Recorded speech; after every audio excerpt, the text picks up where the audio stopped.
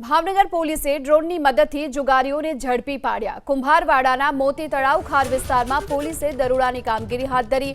ડ્રોનમાં જુગારીઓ જુગાર રમતા કેદ થયા હતા। પોલીસને બચવા માટે જુગારીઓએ નદીમાં કૂદકો પણ લગાવ્યો। 8 જુગારીઓ વિરુદ્ધ બોરા તળાવ પોલીસ સ્ટેશનમાં ગુનો નોંધવામાં આવ્યો છે। વધુ વિગતો મેળવીએ સંવાદદાતા પાર્થ મજેઠિયા આપણી સાથે જોડાયા છે। પાર્થ, જુગારીઓ સુધી પહોંચવા માટે પોલીસે ડ્રોનની મદદ લીધી। કુલ કેટલા જુગારીઓ પકડાયા?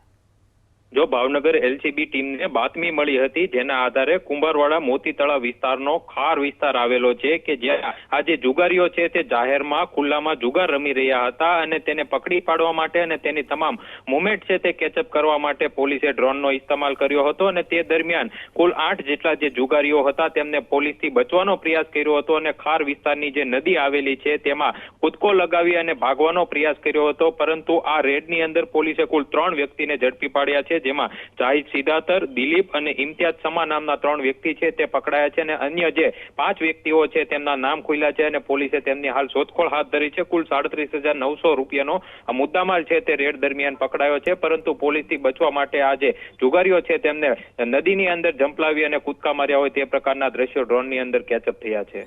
જી, આભાર આપનો આ માહિતી માટે।